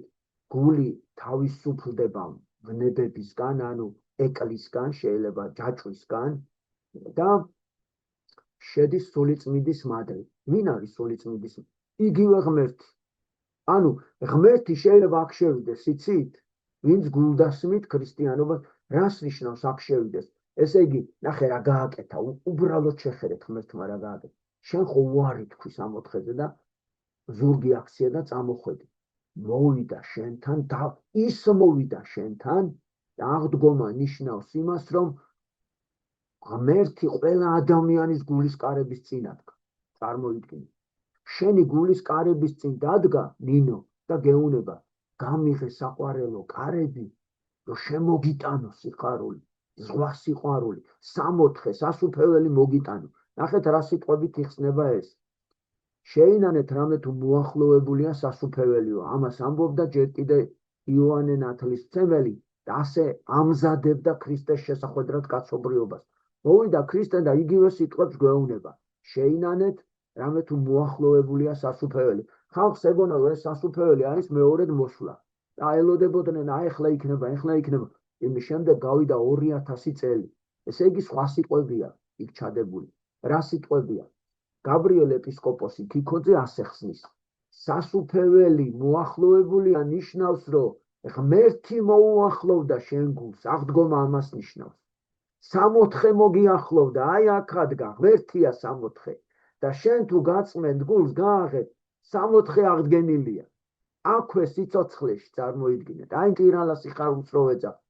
მტირალა სიხარულით უცბად იგრძნობს და მერე შეიძლება გადაგიაროს და თუ ამას კარგად გაწმენდ, ის რომ შემოვა დარჩება აქ, აი გულში გაქვს 64 და დადიხარ 64-ში ცხოვრობ, დაიბრუნე უკვე. 64 დაბრუნებულია, ვინც სულიწმიდის მადლი მოიპოვა. დადიხარ და 64 გული დაგაქვს. აბა დააკვირდით, აი ღვთისათნო ადამიანებს. იმასთან რო ხარ, წამოსვლა აღარ გინდა, გინდა რომ შეეხო, გინდა რომ ჩაეხუტო, გინდა რომ რატომ? იმიტომ 64 დააქვს გული და 64 გინდა. აბა დააკვირდით, პატრიარქი სადაც ჩნდებოდა, ეხლა ვეღარ მოდის. ყველას თავი ავიწყდებოდა, ოღონდაც შეეხოს პატრიარქი, ოღონდაც გაუაროს, ოღონდაც მის სამოს მოკიდოს, რატო? პატრიარქ 64 დააქვს გული და იმიტომ ჩვენ 64 გვინდა პატრიარქისგან. და ის რო გვეხება ასე, აი რაღაც უანტელი დამიარა, ვაბარა, იმიტომ 64 არის ასეთი ტკბილი. და იმას გულით დააქვს 64 და ვინც მას ეხება, ასევე 64-ს გადასცემს. ამიტომ არის, ნახეთ, წმინდა ოჯახები როგორ იქმნება. წმინდა ოჯახი რო შეიქმნას, ჯერ გული უნდა განიწმინდოს ნებათაგან, ღმერთი შემოვიდეს, რომ გული 64-ად გადაიქცეს, მეორე ასეთი ადამიანი უნდა იპოვო, რომლის მიზანიც იქნება გულში 64 რო კონდეს, 2-64-ის გული სახში 64 შექმნის. ესე იგი, ახლა კიდე ერთი ვთქვათ, აი ვთქვათ, ვერ ილოცა ვერავინ შენზე, სიკეთეები არ აღმოგაჩნდა, და მოკლედ ორმოში ჩაგიძახეს. ეხლა გავიდა რაღაც პერიოდი და მეორედ მოსვლის დროს ვინ გავახელახლა სასამართლოს. აი წარმოიდგინე, რომ ეხლა მე ხო აღსარებელი მერე გავხდი. თავიდან 29 წლისამ დავიწყე ეკლესიური ცხოვრება სიბერეში. და მე ვინც კი აი ლოცვის ის ხომ აქვს, ჩემი მოსახსენებელი. იქ ჩამოთვლილი მაქვს მიცვალებულები, ვინც გამახსენდა ჩემი პაპები, ბებიები, ზოგი გავიგე, ზოგი დეიდაზე ვლოცულობ, ბიდაზე ვლოცულობ, გარდაცვლილი კასერზე და ვისწრებთ ვლოცულობ რა. ხოლო წარმოიდგინე, ერთხელაც რო ლოცვებში კაცი მყავდეს მოხსენებული, მე სიტყვაზე მეზობელი, ლადოძია, ყავს ამ დროს მოხსენებული. ძველი მეზობელი რა. ლადოძია ხელახლა გადის სასამართლოს, თუ ჯოჯოხეთშია, მიხვდით? ერთი ლოცვაც რო ვიღაცამ შეგისრულოს, ხელახლა მეორედ მოსვლის ჟამს გადიხარ სასამართლოზე. ეხლა იქ რას დაითვლიან? რა ცოდვებით მოხდი? ვინ ილოცა შენზე? რამდენი ილოცა, როგორი ილოცა და ესე დაანგარიშდება და სულ თავისუფლად შეიძლება ჯოჯოხეთში მოხვედრილი კაცი მეორედ მოსვლის დროს 64-ში გადაუდეს. სასარგებლოა, როცა მის სახელზე გასცემ რაღაცას. აი ტანსაცმელი დაგჭა ხო სიტყვაზე, რაღაცას გაუტანე. მერე არის, როცა სადილს რაღაცას მოამზადებ და გაჭირვებულ ოჯახს გაუგზავნი ერთ თეფშს რაღაცას და იწყვი, ეს არის სიტყვაზე ელვარდის სახელზე. აი იტყვიან, შენ რო ღვინო გაუგზავნონ და იქ ოჯახმა დაილოცოს და დავითის სახელზე, ანდორის სახელზე და ასე შემდეგ, აი ესეთი რამე. არის ფულის გაცემა გაჭირვებულზე, ძალიან კარგი დახმარებაა ეგაც. აი კიდევ ერთ რაღაცას გეტყვით. ყველაზე საშინელება იმ ოჯახებში ტრიალებს, რომელთაც თვითმკვლელობით დაასრულეს მათმა ოჯახის წევრებმა სიცოცხლე. იქ ჩვენ წირვა ლოცვაზე მათი მოხსენების უფლება არ გვაქვს. ფსალმუნებში მათი წაკი არ შეიძლება. ანუ ვერაფრით ვერ ეხმარება. ერთადერთი რამ შეგიძლია, რომ მის სახელზე სიკეთე გასცე. აი სიკეთე ისეთია, რომ ყველაფერს ამბობს. ღმერთმა სიცოცხლის სიყვარული ღრმად ჩაგვინერგა სულში, რათა თვითმკვლელობას განგვარიდოს. ანუ სიცოცხლის სიყვარული ადამიანში ღმერთმა ჩადო. ნახეთ რისთვის, რომ თავი არ მოვიკლათ ამის გამო და არა იმიტომ, რომ ამ ქვეყნიური ცხოვრების მოტრფიალენი ვიყოთ. ნახეთ აი ღმერთმა სიყვარული სიცოცხლისა იმიტომ მოგცა რომ თვითმკვლელობისგან თავი ავარდოთ და არა ის რომ გაგიჟები გვიყვარდეს ეს ტოფის ოფერი. მე მგონი საკმარისია კიდე არის რაღაცეები. მოდი ბოლოს მოდით დაუღალავად შევეწიოთ იმ ქვეყნად წასულ ჩვენ ახლობლებს. მოდით დაუღალავად ვილოცოთ მათთვის განსაკუთრებით კი ევქარისტიის დროს წირვა ლოცვებზე. ასე დავამთავროთ. არის იოანე ოქროპირის სიტყვები ჩემო თვითფასებო. გაზაფხული იდგა, მარტი ილეოდა. კავკასიონის მთებზე ნაადრევად შემშრალიყო თოვლი. უღელტეხილების სამოყროდაც გახსნილიყო და სამტროდაც. აღმოსავლეთი წალეკვითი მუქრებოდა. ხან ლომი ბრდღვინავდა. ხან ნამგალა მთვარე კაშკაშებდა ავის მომასწავლებლად. სტამბოლის ბაზარზე უამრავი ქართველი ტყვა იყიდებოდა. შოლტივით მოქნეული თვალშურთხა ქალწულები, პატარა ბიჭები, უდედოდ დარჩენილი შვილის ნუკრებივით რომ აფეთებდნენ თვალებს. უმეტესად ქალებსა და ბალღებს იტაცებდნენ დიდოები. ჩაუსაფრდებოდნენ და შიშ თვალები გაფართოებოდა და მთელ საქართველოს მისჩერებოდა. აი ახლაც შიშით შეჰყურებდნენ მართა და მისი უმცროსი და მარეხი თოვლ შემშრალ კავკასიონს. მართა მამის სახლიდან მიდიოდა ქმრის ოჯახში. ომში დაჭრილი მამა მოჰკვდომოდა და ის დაასაფლავეს. გამცილებლად თავისი ერთადერთი დამოჰყვებოდა. დედა კარგა ხანია აღარ ჰყავდათ. აღარც ქმარი ჰყავდა მართას. სიძესიმამრი ერთად იყო კახეთში შემოსეულ მტერთან საბრძოლველად წასული და იქიდან მარტო სიმამრიღა დაბრუნდა. ისიც დაჭრილი. არხოტის ღამეს დაუტეხავ შენში, ცისკრის ვარსკვლავის დარო, წამოდი, ერთად ვიცხოვროთ მთებში, ირმის თვალება ქალო. ერთი წელიც არ უცხოვრია ქმართან მარθას. ერთხელაც კი არ შეუხედავს ხეირიანად მისთვის თვალებში. ისე დაქვრივდა.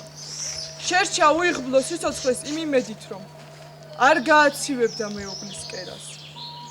ფეხმძიმედ იყო. შენი ნაბიჯი ძალზედ ბთხილია. ხარ ანგელოზი ზეცით მოსული. ნაყოფით შენი ისეთ კბილია. ქალი ხარ ერთი, მაგრამ ორსული. გულში გიფეთქავს მეორე გული. ამ სასწაული თავად მოსული. დასხეულ შენსა სხვაგვარადული. ქალი ხარ ერთი, მაგრამ ორსული. წინ ტყე ჰქონდათ გასავლელი მართას და მარეხს. ამ ადგილს საქართველოს გადასახეთზე ძახდნენ აქაურები. ამბობენ, როცა ტყვეები მიჰყავდათ, ისინი ცდილობდნენ აქედან ერთხელ კიდევ გადმოეხედათ საქართველოსთვის. თულეკებს მოეწონებოდათ ქალი. რჯულს შეაცვლევინებდნენ და ცოლად ირთავდნენ. ხოლო ვინც რჯულის გამოცვლაზე უარს ამბობდა, ბავშვებთან და კაცებთან ერთად აღმოსავლეთის ბაზარზე მიჰყავდათ გასაყიდად. იქ დიდი ფასი ედოთ გიურჯებს. ხოლო ვინც რჯულის შეცვლა და ლეკის ცოლობა ინდომა, ურიგდებოდნენ თავიანთ ბედს, მაგრამ სამარეში თითქმის ყველა მაინც ერთი ნატრით ჩადიოდა. ნეტავ ერთხელ მაინც გადამახედა იქით. საქართველოს გადასახედიდან. ასეთი იყო ტყვეების ბედი. ჩემი აკვანი დაარწიეს ქართულ მიწაზე. ქართული მზის და ზეცის მადლი მფარველად მდევდა. ალბათ ქართულის ღვთიურობაც მაშინ ვიწამე, იავნანას რომ მიმღეროდა ქართველი დედა. ვიცი რომ მყავდა წინაპარი ნამუსით სუფთა. რომ საქართველო წილხვედრია ღვთისმშობელისა, ყველაფერს ქართულს, სურს ქართული მადლობა უთხრა. რომ ამ მადლიან მიწაწყალზე ყოფნა მაგერსა. მართას და მარეხის სილამაზე განთქმული იყო. ორივეს ღია წაბლისფერი თმა ჰქონდა. ტანა დაშოლტილი და წელწვრილნი იყვნენ. მარეხს მაყვალივით შავი თვალები ჰქონდა, ხოლო მართას მოცისფრო მოისფრო. მარეხი ისის იყო შედიოდა სრულ ქმნილებაში. მართა კი უკვე დაქალებული იყო და სილამაზითაც ბევრითა შობდა უმცროს დას. ერთმა თეთრ წვერამოხუცმა ლეკმა განაჩენი გამოიტანა. ეს განაჩენი ქართულად გადაუთარგმნეს დებს. თქვენი სილამაზე გიხსნით თქვენ. ჩვენი აულის უმდიდრეს ვაჟკაცებს გადაუწყვეტია თქვენი ცოლად-შერთვა. ამისათვის უნდა დაუტეოთ ღმერთი თქვენი და შეუდგეთ ალას. დიდი არს ძალა მისი. ილოცეთ მისთვის რომ გადაგარჩინოთ აღმოსავლეთის ბაზარზე გაყიდვას.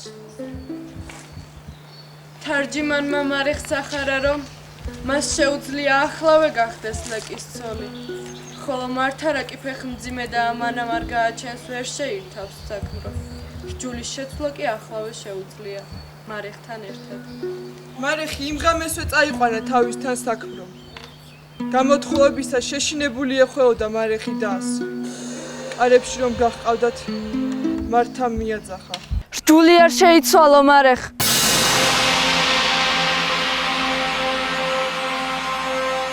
არ მოკვდე. ჯერ შენ ხომ არც ისე დიდი ხარ.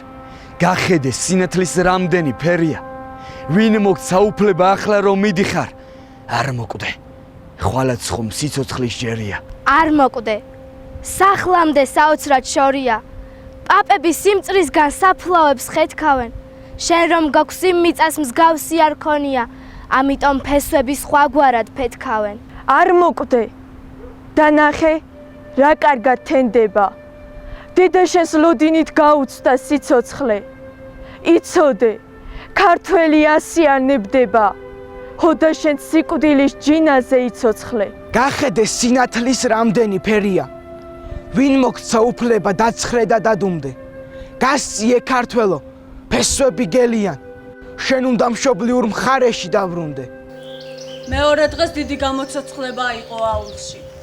მართა ოცნებით ომში დაღუპულ მეუღლეს ხედავდა. ეჩურჩულებოდა, ფიცად ძლევდა. ისე შეეჩვია მასზე ფიქრს, ისე გაიტაცა მასზე ოცნებამ. დაავიწყდა კიდეც რომ ის ცოცხალთა შორის აღარ იყო. მოენატრა ისიც და საქართველოც. მამულზე ლოცვით ამოვქარგე გულის ფიცარი. მიწის მადლი და სიყვარული ღმერთამდე მიმყავს. ერთი სამშობლო გამაჩნია და საფიცარი. სწორედ ამიტომ საქართველოს სხვაგვარად მიყვარს. გამგამობით სიზმარში ხედავდა მართა რომ ტყვეობიდან გარბოდა და გადასახედიდან გადახურებდა საქართველოს. იქიდან მოჰქროდა სასიამოვნო ნიავი. იქიდან მის შესახვედრად გამორბოდნენ დედმამა, ქმარი, მეგობრები და ნათესავები. აქედან და სამშობლომდე მანძის და სივრცეს, სიკვდილ სიცოცხლის გასარჩევი ხაზი აშორებს და იცის ეშმამ, სიბრაზისგან მუშტებს რომ იცემს, ვიდრე სული მაქვს, საქართველოს ვერ დამაშორებს. აგვისტოს ალმური ტრიალებდა აულში. მართა ბოლო თვეში იდგა. ახლა მას აღარც ბორკილებს ადებდნენ და სოფლის გარეთაც უშვებდნენ. მისი გაქცევის აღარ ეშინოდათ. მართამ სიგნალაში მარტოდ მიმშოვიარა. როგორც კი წამოწევა შეძლო, ჩვილი გულზე მაგრად მიიკრა. თითქოს ეშინოდა არავის საერთმია. გაბანა. კიდევ კარგი ზაფხული იდგა და წყალი არ იყო ცივი. ძონძებში შეახვია. ნახშირი აიღო და პატარაბის ჩუბზე ჯუარი გამოსახა. მთელი იმ ხნის განმავლობაში რაც იქ იყო, მართა ხრელს თხრიდა გომურის ბნელ კუთხეში. ღამღამობით გომურში მასთან ვირს შემოაგდებდნენ ხოლმე. იმ ვირს ყელზე დასაბმელი თოკი ეკიდა. თოკს ბოლოში რკინის პალო ჰქონდა გამობმული. მართა სწორედ იმ პალოთით თხრიდა მიწას. ხვრელიც უკვე მზად ჰქონდა, მაგრამ ცალკე საქართველო ეძახდა თავისკენ, ცალკე პატარა პირმშოს შემოღუღუნებდა მტრედივით. აშკარა იყო ბავშვით ვერ გაიქცეოდა, ვერ ივლიდა. დევარი მალე წამოეწეოდა. რომ წარმოიდგენდა ამას, შვილს გულზე მაგრად იკრავდა. ძილში კი მთაზე იდგა და საქართველოს გადახურებდა. თუ ტყვეობას თავს დავაღწევ, კარ და კარ შემოვივლი საქართველოს და ხვეწნა მუდარით შევაგროვებ შვილის გამოსასყიდლოს. თუ არ გაიქცევა, ანუ რჯული უნდა უარყოს და აღმერთმა იცის სად გაჰყიდიან. ერთხელ კიდევ გადაიწერა მართამ პირჯვარი და გომურიდან გარეთ გამოსული ღამე შეერია. გარბოდა მართა. ყურებში ბავშვის სტირილი ედგა და უკან ეწეოდა. წინ საქართველოს გადასახედი ელოდებოდა. როგორმე იქამდე უნდა მიეღწია. ზურგიდან თანდათან ახლოვდებოდა მდევრის ხმა. უკანასკნელი ღონე მოიკრიბა მართან და აღწია უღელტეხილამდე. მე დავბრუნდი. იცი ახლა სადავარ. იქ სადაც წასვლისას ღრმად შეგისუნთქე და სასიცოცხლო წლებად გაგიყოლე. დაუბრუნდი ხედავ. ხომ გითხარი დაუბრუნდები მეთქი. ახლა ნამდვილი ფრთები მაქვს. ეს ფრთები შენია, ჩემო სამშობლო. შენ იცი რამდენჯერ ვიკავებდი სუნთქვას, რომ ეს ბოლო შენამდე მომეტანა. ახლა აქ ვარ, შენს ხელებში, შენს სივრცეში, შენს სულში ციდან მიწამდე. შენი ხელების იმედად ვარ, დედა საქართველო. ხო და ასე. ლოცვასავით შემდგარი და ხელაღმართული მოგძახი მადლიანო, უშენო სიცოცხლე მოგიტანე. ატირებული გული და მონატრებული სული მოგიტანე, ჩემო სამშობლო. მე დაუბრუნდი. ლეკი ქვასთან ჩაიმუხლა. თოფი დაუმიზნა და გახელებით გამოჰკრა ჩახმახს. ზუსტი გამოდგა მის სინასროლი. ვაი შვილო. მართა შეტორტმანდა. უნდა და უკან მიხედვა, მაგრამ წინ საქართველო იყო. მესროლეთ. სიცოცხლეს დაემსხრას ბორკილი. გამოხდა ზეცა და ცოდვილი სამყარო. ყორანო შენ დღესაც რაც სივად მომკივი მესროლეთ, რომ სიკვდილს სიცოცხლე გავყარო. არც ცრემლის ღირსი ვარ. არც ვინ დამიტიროთ. მკვდარიც კი ჩამქოლეთ, კვნესა თუ აღმომხდეს, მესროლეთ, ოღონდაც გულსა რა აცილოთ. უკან სამშობლო დგას და იმას არ მოხდეს. თაზე მდგარ ქარისაგან დაძრულ ლერწამივით ქანაობდა მართა და მანამდე გადაჰყურებდა მშობლიურ მთებს, სანამ რაიმეს დანახვა კიდევ შეეძლო მის თვალებს. ჩქარა გაიქეცი მდევარს, გზას უღმერთოს განერიდო რათა, ქართველობა რა კი გერგო მხევარს, უკან აღარ მიიხედო მართა. წინიარე, წინ სამშობლო გიცდის. აქეთ მართა, მოგძახიან მთები, შენი დაარდი მხოლოდ ღმერთმა იცის. ეს მან მოგცა ასაფრენი ფრთები. შენს არჩევენ სუფლის ძალა ახლავს, უკან გრჩება ერთადერთი შვილი, იცოდა რომ არ დაყრიდი ფარხმარს, წინ სამშობლო გელის ხელგაშლილი. ჩქარა მართა, გაიქეცი მდევარს. კერჩი ცრემლად აგიდუხდა ხსენი. უცხო მიწა არ გიხდება მხევარს. შენ ქართული მიწის მადლი გშველის. სული უფლის საგალობელს მღერის.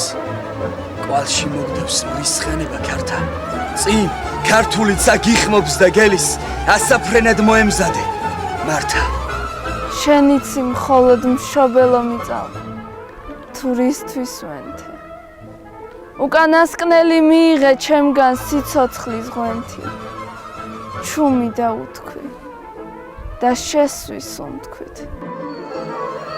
მართა გადაქანდა მოწყვეტით და ქართულ მიწას თავ გადახრილი ჩაებღაუჭა. და თქვენ მაინც ჯიუტად კითხულობთ, რამ გადაარჩინა საქართველო?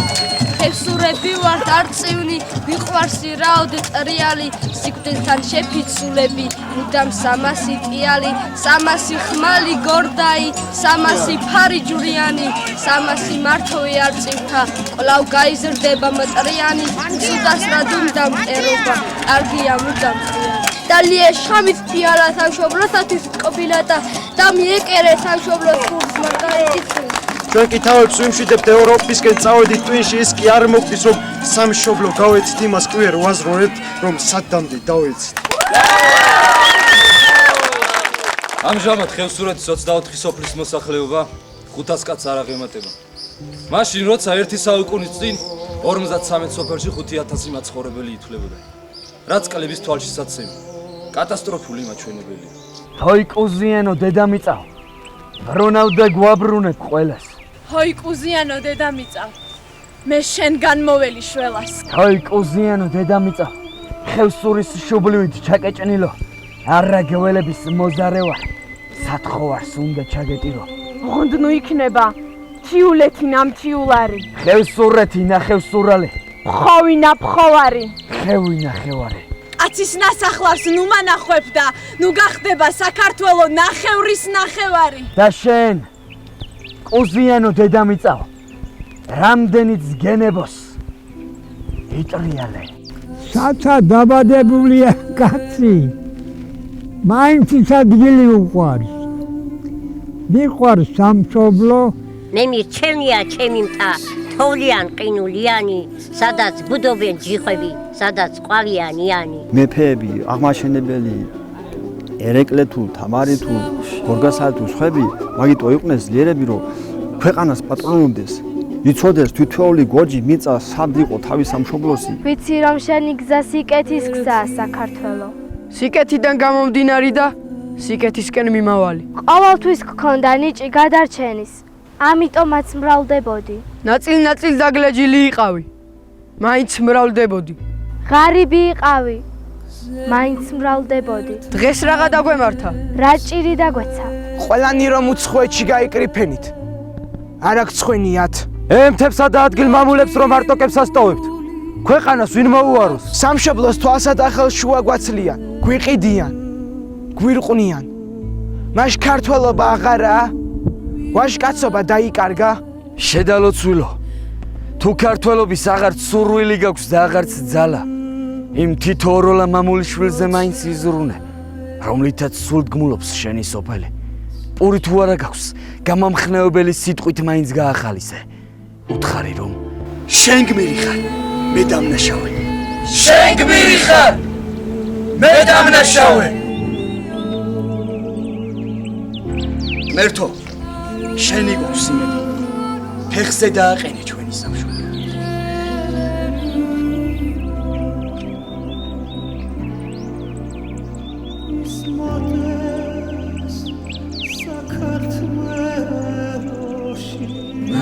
ჩვენო რომელი ხარ ცათაშინა წმინდა იყავს სახელი შენი მოვედი სუფევა შენი იყავ ნება შენი ვითარცა ცათაშინა ეგრეთ საქვეყანასა ზედა პური ჩვენი არსობისა მომე ჩვენ დღეს და მომიტევენ ჩვენთან ანადებნი ჩვენი ვითარცა ჩვენ მიუტევთ თანამდებთა მათ ჩვენთა და ნუ შემიყვანეთ ჩვენ განსაცდელსა არამედ მიხსნენ ჩვენ ბოროტისა და უფალო დიდება შენდა ღმერთო გაამთლიანე და გადაარჩინე საქართველო უფალო დიდება შენდა ღმერთო გაამთლიანე და გადაარჩინე საქართველო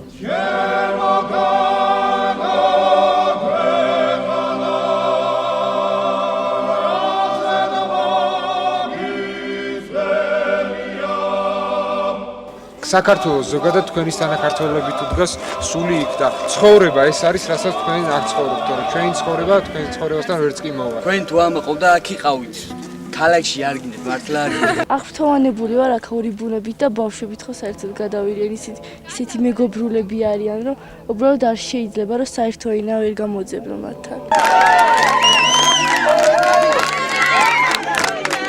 არასოდეს დამოვიწყდება ჩემი ცხოვრების განმავლობაში ის ემოცია რაც მათგან მოდია. ვილაპარაკოთ შენ სუმანკო სულთანი მიმიშვი თორემ დროც დილობს სურვილები თავად ალაგმოს ვილაპარაკოთ სიყვარულზე მთელი სიგიჟით და მე მოდი სიგიჟეზე ვილაპარაკოთ სურათს გავმან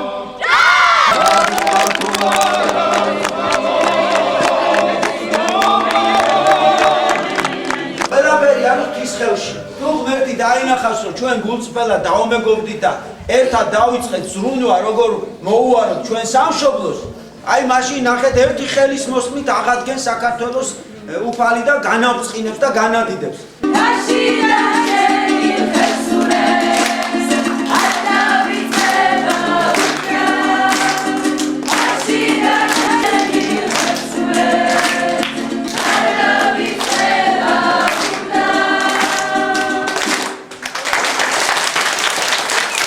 ნამდვილად დავინახეთ იმ ადამიანების ბილი, სიყვარულით აღსავსე თვალები. ისინი მართლაც გმირები არიან, აქ რო ცხოვრობენ. მე იმავე ბავშვიდან ერთ-ერთ თვალებში უყურებდი და განუცადა ისეთი გრძნობა, რომელიც აქამდე არ განმიცდია.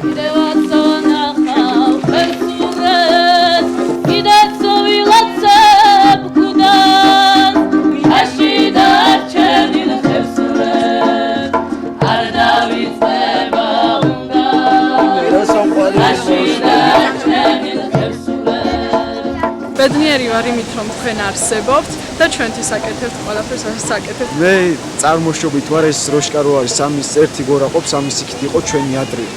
ძველი სოფელი ხორნაულთა ერქვა იმას, ჩვენი ხორნაულების საგვარეულო იქით ცხოვრობდა და ამჟამად მე ფშავში ვცხოვრობ, მაგრამ აუცილებლად ჩემს სოფელში ახლა ისეთი ის წავიდა, რომ გზა შეიძლება გაიყვანო და აუცილებლად მოვალინე და ჩემს სოფელს დაუბრუნდები, ოღონდ ჯერ ვერა, მაგრამ რაღაც ხნის ისკერა გავაცოცხლე. კი, ისკერა მინდა გავაცოცხლე და ჩემი სოფელს ისე რომ სოფელი ერქვას და აქეთ მინდა რომ მოვტრიადე. ჩემი აზრი ეგეთია ყოველ შემთხვევაში და მე რა იქნება იმედია ღმერთი დამეხმარება და თქვენი ამოსვლა არ არის უბრალოდ სტუმრობა, როგორც ხდება ხოლმე, ეს არის ჩვენთვის ძალიან დიდი იმედი იმის, რომ ჩვენ აქ არ ვართ დავიწყებულები და რაღაც არის არსებობს კიდევ ცხოვრებაში და ძალიან დიდი მადლობა ამ ყველაფრისთვის და კიდევ ბევრჯერ უნდა ვნახოთ თქვენ და კიდევ ბევრი რაღაც უნდა გავაკეთოთ ეგ დავიწყოთ.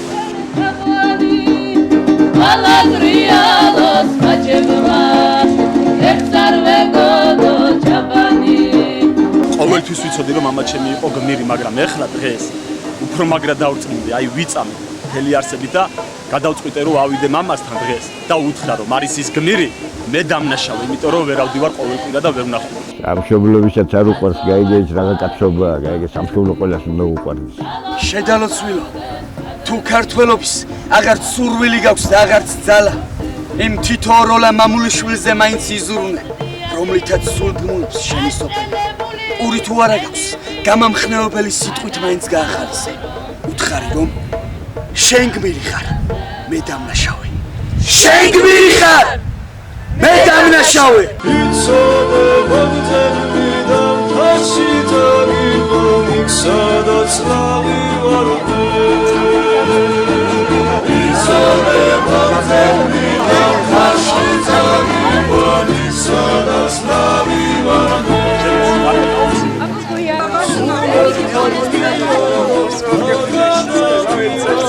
I'm down of a Ravajan Moshuli, but I'm